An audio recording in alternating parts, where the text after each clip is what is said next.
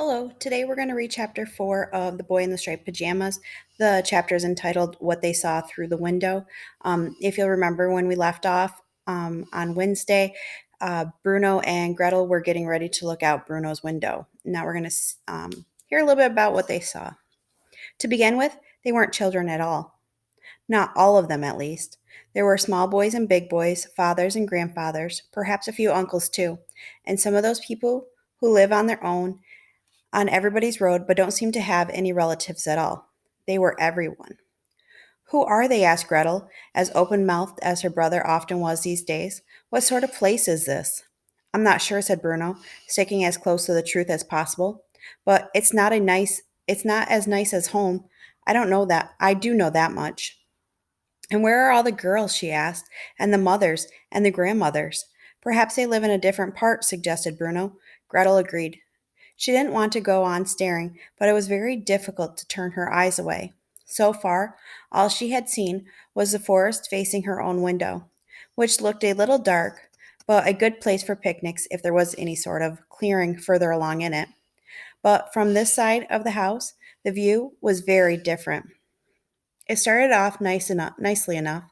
There was a garden directly beneath Bruno's window, quite a large one too, and full of flowers, which grew in neat, orderly sections in soil that looked as if it was tended very carefully by someone who knew that growing flowers in a place like this was something good that they could do, like putting a tiny candle of light in the corner of a huge castle on a misty moor on a dark winter's night.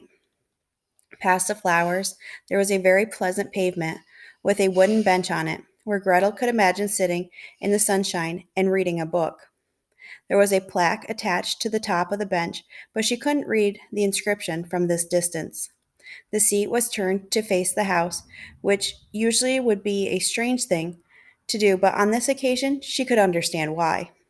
About 20 feet further along from the garden and the flowers and the bench with the plaque on it, everything changed. There was a huge wire fence that ran along the length of the house and turned in at the top, extending further along in either direction, further than she could possibly see. The fence was very high, higher even than the house they were standing in, and there were huge wooden posts like telegraph poles dotted along it, holding it up. At the top of the fence, enormous bales of barbed wire were tangled in spirals, and Gretel felt an unexpected pain inside of her as she looked at the sharp spikes sticking out all the way around it. There wasn't any grass after the fence. In fact, there was no greenery anywhere to be seen in the distance. Instead, the ground was made of a sand like substance, and as far as she could make out, there was nothing but low huts and large square buildings dotted around and on one or two smokestacks in the distance. She opened her mouth to say something, but when she did, she realized that she couldn't find any words to express her surprise. And so, she did the only sensible thing she could think of and closed it again.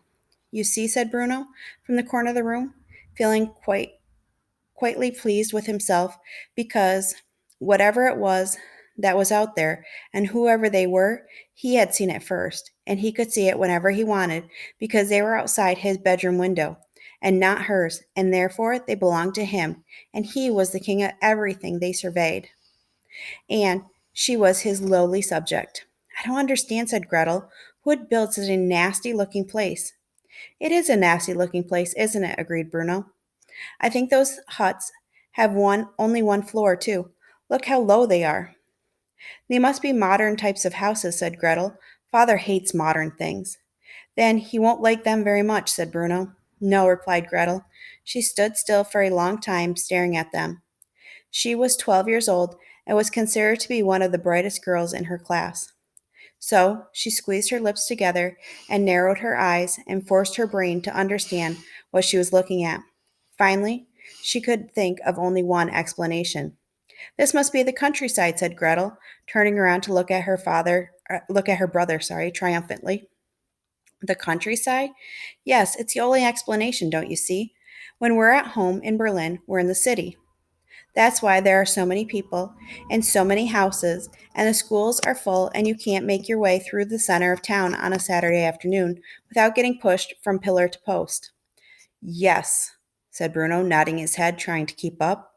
But we learned in geography class that in the countryside, where all the farmers are and the animals, and they grow all the food, there are huge areas like this where people live and work and send all the food to feed us. She looked out the window again at the huge area spread out before her and the distance that existed between each of the huts. This must be it. It's the countryside. Perhaps this is our holiday home, she added hopefully.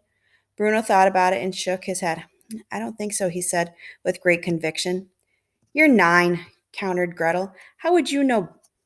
When you were my age, you'll understand these things a lot better. That might be so, said Bruno, who knew that he was younger, but didn't agree that made him less likely to be right. But if this is the countryside like you say it is, then where are all the animals you're talking about? Gretel opened her mouth to answer, but couldn't think of a suitable reply. So she looked out the window again instead and peered around for them. But they were nowhere to be seen. There should be cows and pigs and sheep and horses, said Bruno. If it was a farm, I mean, not to mention chickens and ducks. And there aren't any, admitted Gretel quietly. And if they grew food here, you would, like you suggested, continued Bruno, enjoying himself enormously, then I think the ground would have to look a lot better than that. Don't you think? Don't you? I don't think you could grow anything in all that dirt. Gretel looked at it again and nodded because she was not so silly as to insist on being in the right all the time when it was clear the argument stood against her. Perhaps it's not a farm then, she said. It's not, agreed Bruno, which means this mightn't be the countryside, she continued.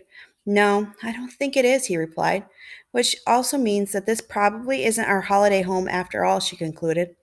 I don't think so, said Bruno.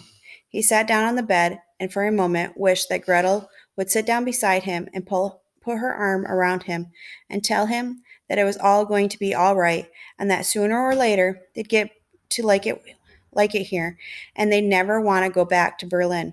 But she was still watching from the window, and this time she wasn't looking at the flowers or the pavement or the bench with a plaque on it, or the tall fence, or the wooden telegraph poles, or the barbed wire bales, or the hard ground beyond them, or the huts, or the small buildings, or the smokestacks. Instead, she was looking at the people. Who are all those people? She asked in a quiet voice, almost as if she wasn't asking Bruno, but looking for an answer from someone else. And what are they all doing there? Bruno stood up, and for the first time, they stood there together, shoulder to shoulder, and stared at what was happening not 50 feet from their new home. Everywhere they looked, they could see people, tall, short, old, young, all moving around. Some stood perfectly still in groups, their hands by their sides, trying to keep their heads up, as a soldier marched in front of them, his mouth opening and closing quickly as if he were shouting something at them. Some were formed into a sort of chain gang and pushing wheelbarrows from one side of the camp to the other, appearing from a place out of sight and taking their wheelbarrows further along behind a hut, where they disappeared again. A few stood near the hut in quiet groups, staring at the ground as if it was sort of a game where they didn't want to be spotted. Others were on crutches, and many had bandages around their heads. Some carried spades and were being led by groups of soldiers to a place where they could no longer be seen. Bruno and Gretel could see hundreds of people, but there were so many huts before them, and the camp spread out so much further than they could possibly see, that it looked as though there must be thousands out there. And all living so close to us, said Gretel, frowning. In Berlin, on our nice quiet street, we only had 6 houses, and now there are so many. Why would father take a new job here in such a nasty place and with so many neighbors? It doesn't make any sense. Look over there, said Bruno, and Gretel followed the direction of the finger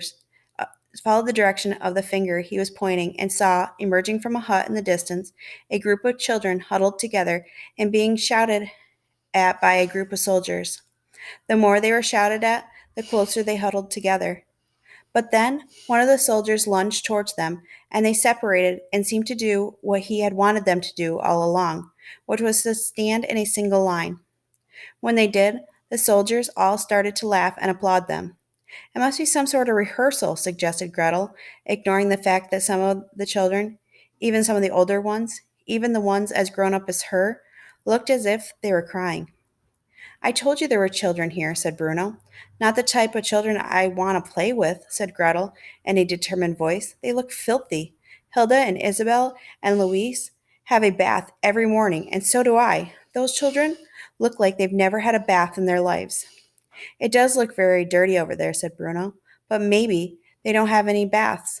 Don't be stupid, said Gretel, despite the fact that she had been told time and time again that she was not to call her brother stupid. What kind of people don't have baths? I don't know, said Bruno. People who don't have any hot water? Gretel watched for another few moments before shivering and turning away. I'm going back to my room to arrange my dolls, she said. This view is the view is decidedly nicer from there. And with that remark, she walked away, returning across the hallway to her bedroom and closing the door behind her.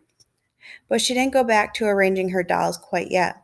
Instead, she sat down on the bed, and a lot of things went through her head.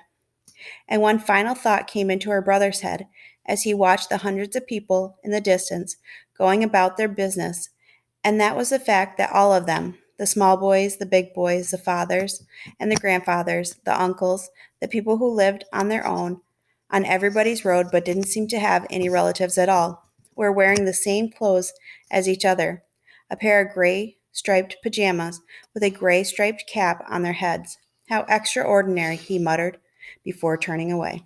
Okay, that's the end of chapter 4.